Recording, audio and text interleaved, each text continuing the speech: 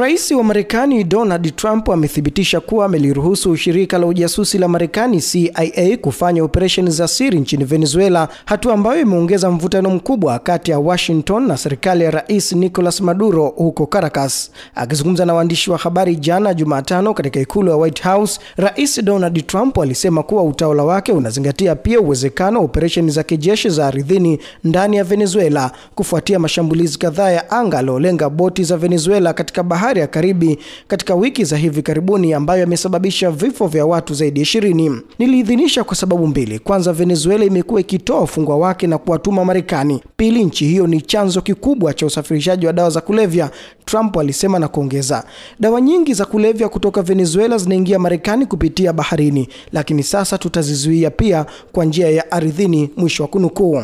Kauli hizo zimechochea hasira kutoka kwa serikali ya Venezuela, ambayo imelaani hatua hiyo kama uvunjaji wa sheria za kimataifa na mkataba wa Umoja Mataifa. Katika taarifa yake, serikali mjini Caracas ilisema na nukuu, lengo la Marekani ni kutengeneza uhalali wa operesheni ya kubadilisha utawala nchini Venezuela na hatimaye kudhibiti rasilimali zote za taifa letu, mwisho wa kunukuu. Maduro akizungumza katika mkutano wa Baraza la Kitaifa la Ulinzi na Amani alisema, hakutakuwa na mabadiliko ya utawala, hatutaruhusu makosa ya vita vya Afghanistan, Iraq na Libya, mwisho wa kunukuu. Wakati wa mkutano huo na waandishi wa habari walimuuliza pia Rais Trump kama CIA imepewa mamlaka kumuondoa madarakani Maduro. Akijibu swali hilo, Trump alisema, sitaki kujibu swali kama hilo. Sio swali la kipuuzi, lakini lingekuwa la kipuuzi kama ningelijibu, lakini naamini Venezuela sasa inahisi joto, mwisho wa kunukuu. Trump ameendelea kudai kwamba Venezuela imekuwa ikituma wahalifu na watu wenye matatizo ya akili kuingia Marekani kupitia mpaka wa kusini, madai ambayo yamekanushwa na ripoti za ujasusi za Marekani.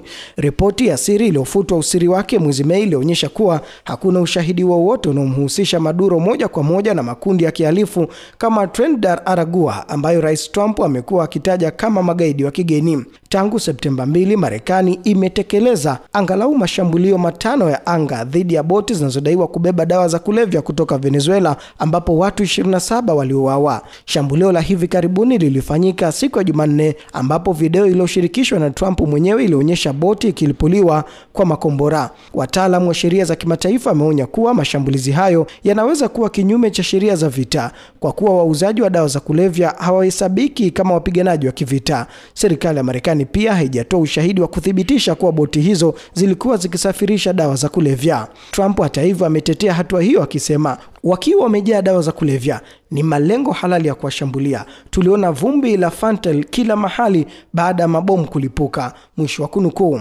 Ameongeza kuwa Marekani ina taarifa nyingi za kina kuhusu kila boti inayosafiri.